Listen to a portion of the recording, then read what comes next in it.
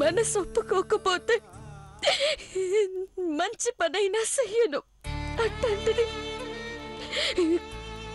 కాళ్ళు పట్టమంటే నా వల్ల కాదమ్మగారు. నన్ను క్షమించండి, నన్ను క్షమించండి.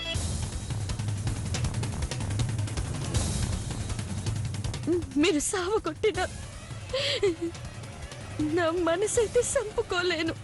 నిన్ను కొట్టనే, దెబ్బ చెంప మీద పడితే లాభం లేదు, నీ జీవితం మీద పడాలి. నీ సంగతి చెప్తానుండు.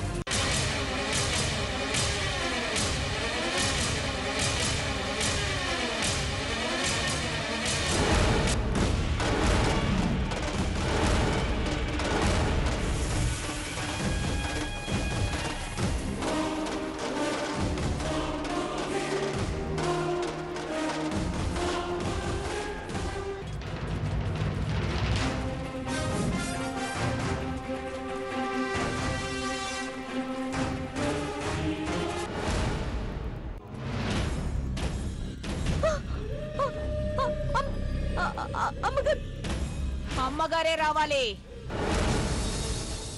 రప్పిస్తాను. అయ్యో అయ్యో, మంట మంట మంట! అయ్యో అక్క అక్క, మంట!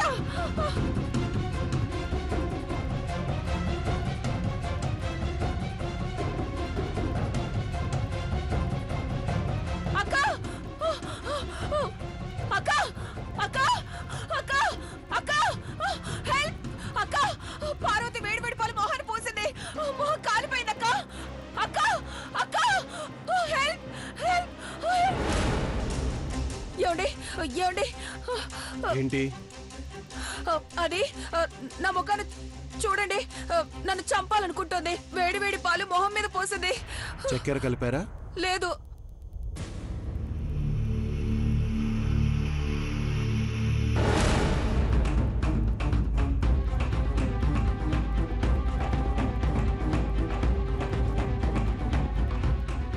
ఇప్పుడు చప్పరించు. పడ్డపాలు ఆరేలోపు వదిన వాళ్ళు వస్తారు. ఎక్కడికి వెళ్ళారో? మహి ఎంగేజ్మెంట్ కోసం ఫంక్షన్ హాల్ చూడ్డానికి వెళ్ళారు. ఎవరూ లేనప్పుడు డ్రామా చేస్తే ఎవరు చూస్తారే? నువ్వు వెళ్ళమ్మా. దాన్ని అలా వెళ్ళనిస్తారేంటండి?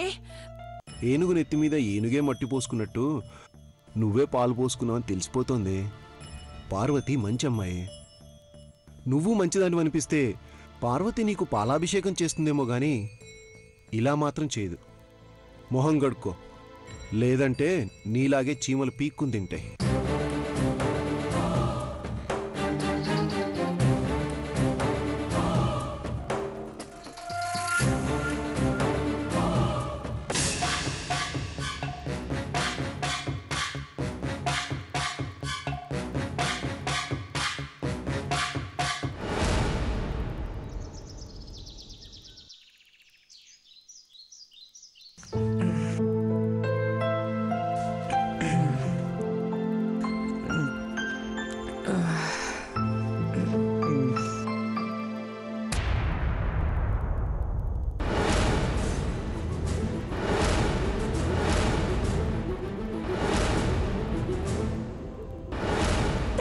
వస్తుందిరా?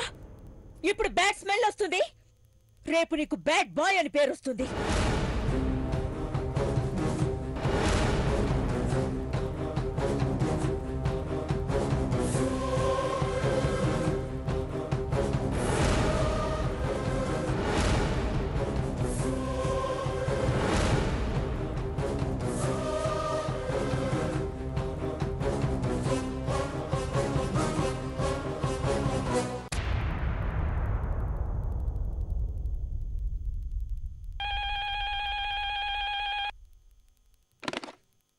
హలో, ఎవరు?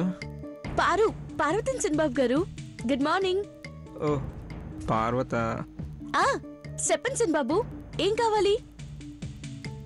మసాలా, ఇలాచీ, అల్లం, సొంటి, దీంతో టీ చేయమంటారా?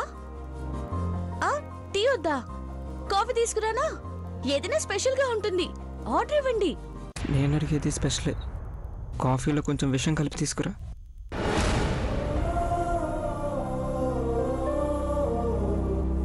చిన్నబాబు గారు, ఏం మాట్లాడుతున్నారు?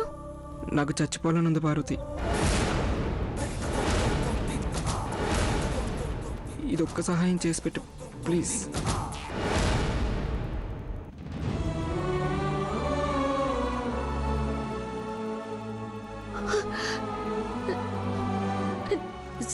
చిన్నబాబు గారి నోటెంట చచ్చిపోవాలన్న పాడు మాట వచ్చిందంటే అట్టంటి పని చేసుకోరు కదా.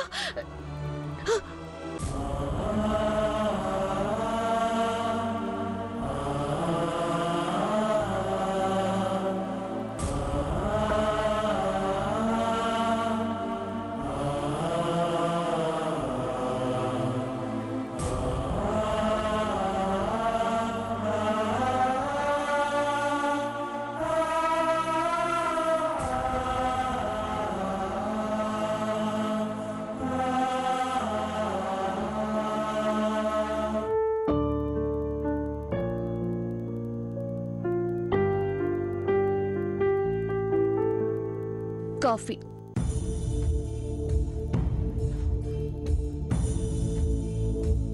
ఐశ్వర్యమ్మ గారిని పెళ్లి చేసుకోవడం ఇష్టం లేకే చచ్చిపోవాలనుకుంటున్నారు కదూ?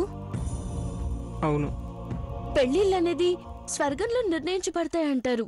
మీరేటి పెళ్లి చేసుకుంటే నరకం అంటారు? చచ్చిపోయినా ఆడికే కదా పోయేది.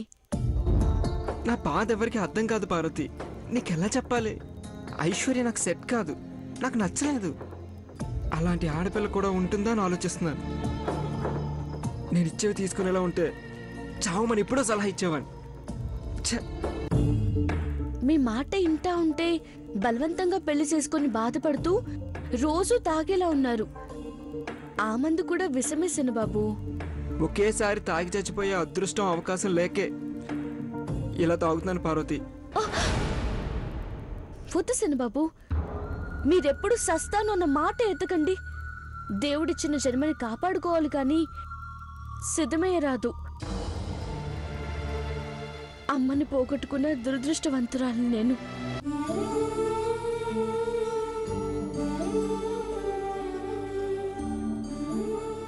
బిడ్డను పోగొట్టుకున్న బాధను అమ్మగారికి రప్పించొద్దు. కావాలంటే ధైర్యం కూడబెట్టుకుని ఏమైనా కానీ సావడం కన్నా పోరాడమే 1000 రెట్లు నయం అనుకుని పోయి అమ్మగారితో ఐశ్వర్యమ్మగారంటే ఇష్టం లేదు, ఆ అమ్మని ఎట్టి పరిస్థితుల్లోనూ పెళ్లి చేసుకోలేను అని తెగేసి చెప్పేయండి. అవును బాబు, కొడతారో సంపుతారో ఆ పని చేసేది మనోళ్ళు అన్న తృప్తేనా ఉంటుంది. పొండి, ఇదే మాట అమ్మగారితో నమ్మకంగా చెప్పండి. మీ మనసులో బాధ అర్థం చేసుకొని కనకరిస్తారేమో.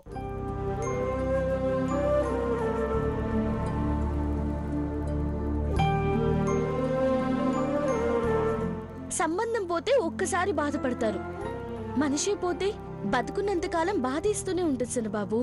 ఆ మాత్రం ఇంట్లోకి తెలియదనుకోను. మీరెళ్ళండి. నీ మాటలు వింటుంటే ఇప్పుడే వెళ్ళి అమ్మని అడిగేద్దాం అనిపిస్తుంది పార్వతి. అడగండి చిన్నబాబు, మీ కట్టం ఏంటో చెప్పండి. అమ్మను కాకపోతే ఇంకెవరిని ప్రాధాయపడతారు? ఎస్, ఇప్పుడే వెళ్తాను పార్వతి. ఏది ఏమైనా తెగేసి చెప్పేస్తాను. ఈ సంబంధం క్యాన్సిల్ అయితే నీకు మంచి గిఫ్ట్ ఇస్తాను. గిఫ్ట్ ఏం వద్దు, చాక్లెట్ ఏంటి సార్. అంతే కదా, అరగంటలో నీ చేతిలో చాక్లెట్ ఉంటుంది. డన్.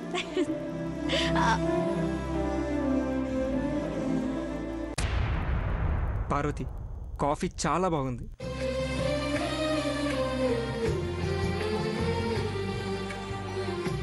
మహి ఎంగేజ్మెంట్కి కావాల్సిన ఏర్పాట్లన్నీ ఎలా చేస్తామో, ఎంత ఖర్చు అవుతుందో డీటెయిల్గా ఈ ఫైల్లో ఉందమ్మా.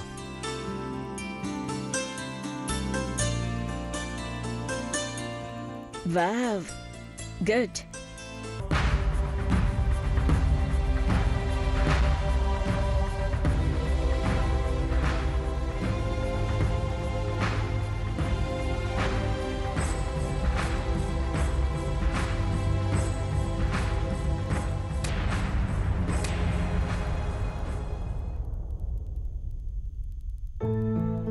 అక్కడే ఆగిపోయావేంటి మహి?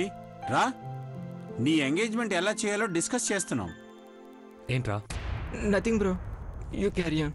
కంగారెందుకు పడుతున్నావు? చిన్నబాబు, మనసులో ఏదైనా ఉంటే చెప్పే. నీ సలహాలు కూడా తీసుకొని నిశ్చితార్థం ఇంకా గ్రాండ్గా చేద్దాం. అది నిశ్చితార్థం జరగడం గురించి కాదు,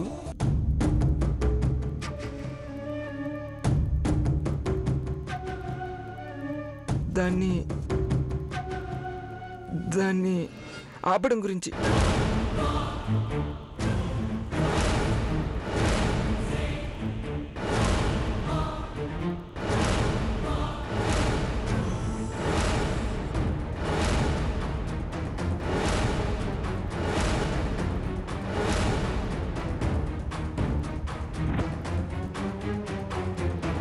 ఏం మాట్లాడుతున్నారా నువ్వు? నీకేం చెప్పాను? వద్దు బ్రో, దయచేసి నన్ను అడ్డుకోవద్దు. ఇది నా లైఫ్.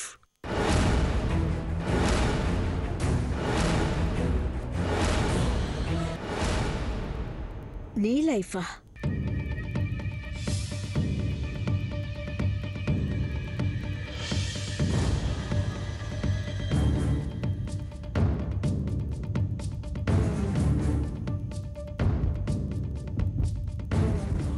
అంటే నువ్వు వేరు వాడు వేరని మాట్లాడుతున్నావా?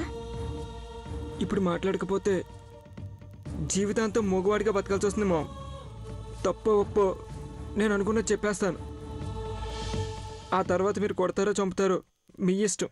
రేయ్, ఏ తల్లిదండ్రులైనా బిడ్డలతో తలకొరువు పెట్టించుకోవాలనుకుంటారా? నువ్వేంట్రా మేం చితి పెట్టాలంటున్నావు? మతిగాని పోయిందా?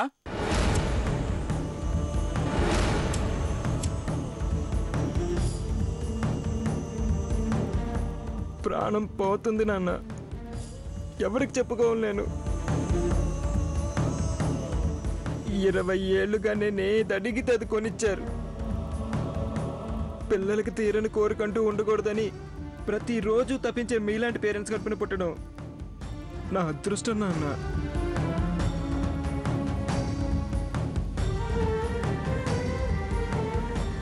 కానీ నా పెళ్లి విషయంలో, నేను కొత్త జీవితం మొదలుపెట్టే విషయంలో మాత్రం మీరు నన్ను కేర్ చేయట్లేదు.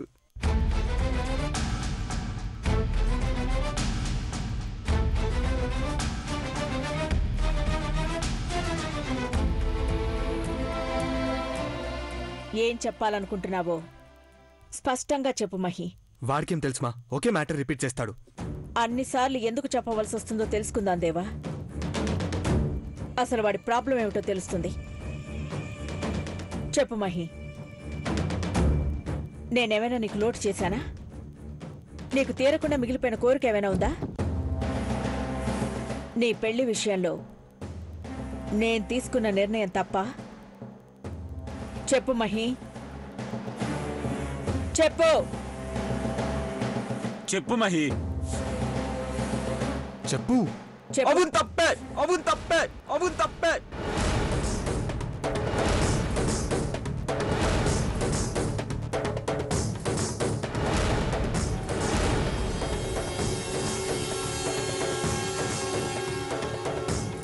అవును తప్పే.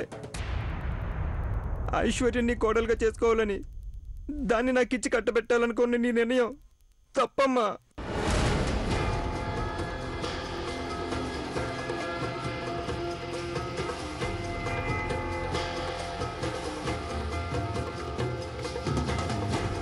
మహి,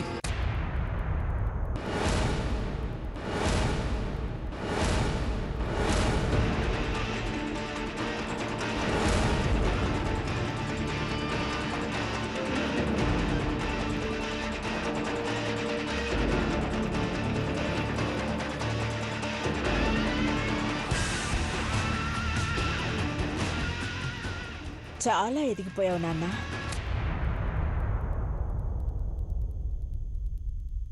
పిల్లల భవిష్యత్తు బావుండాలని ప్రతి క్షణం కోరుకునే తల్లిని తప్పు పట్టేంత పెద్దవాడివైపోయావు.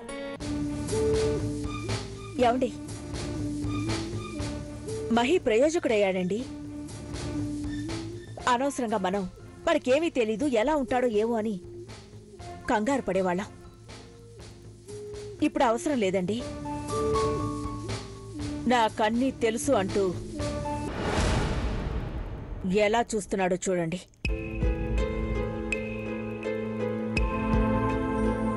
రేయ్ 2-3 రోజుల్లో ఇంట్లో శుభకార్యం జరగబోతోంది. పిచ్చి ఆలోచనలతో అందరి ఆనందాన్ని దూరం చేయకు.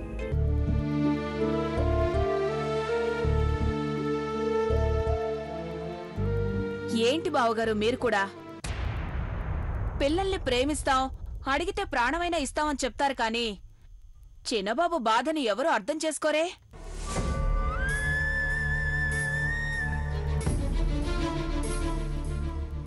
వాడికేం బాధ? ఐశ్వర్య అంటే ఇష్టం లేదు, ఈ పెళ్లి క్యాన్సిల్ చేయమంటాడు. మమ్మల్ని బాధ పెట్టడమే వాడి బాధ.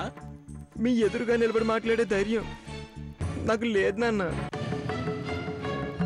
కానీ ఇప్పుడు భయపడి బ్రతికిన ఐశ్వర్యతో పెళ్ళైతే ప్రతిరోజు చస్తూనే ఉంటాను.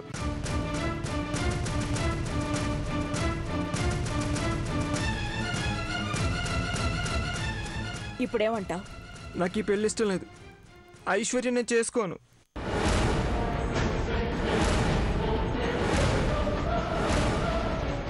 ఆల్రెడీ మాటిచ్చాను, మాట ఖాయమైంది. పెళ్ళైతే కాలేదు కదమ్మా, మాట వెనక్కి తీసుకుంటే పోయేదే ఉంది. మాట పోతే ప్రాణం పోయినట్టే.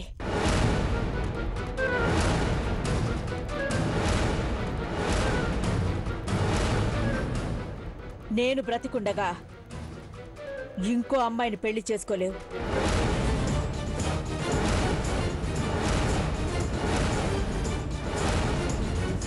నేను బ్రతికుండగా ఇంకో అమ్మాయిని పెళ్లి చేసుకోలేవు.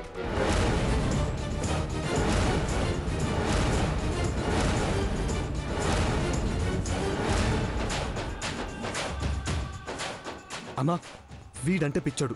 ఏం మాట్లాడుతున్నాడో, ఎందుకు ఇలా చేస్తున్నాడో వాడికే తెలీదు. మనకు అర్థం కాదు. వీడితో డిస్కషన్ ఏంటి మనకు? లేదు దేవా, మాట పోయిందని నేనేం ప్రాణం తీసుకోను. నా కొడుకు పెళ్లి చూడాలి. నీ పెళ్లి కళ్ళారా చూడాలి పెదబాబు.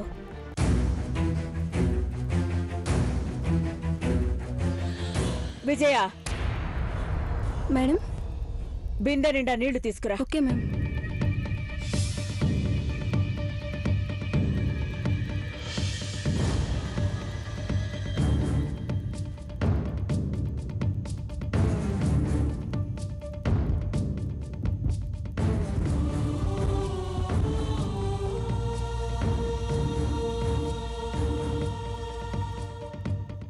మాట పోతే పోయేదే ఉంది అన్నాడుగా, వీడే పోతే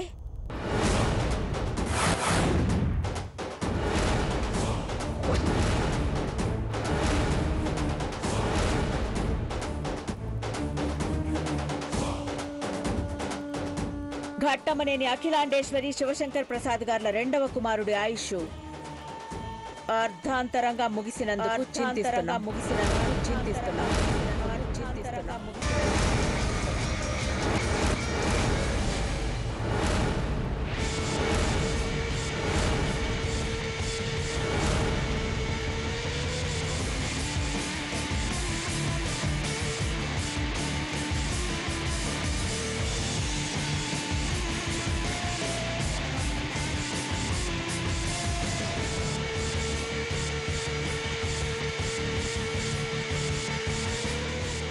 నీళ్లు పోయ్.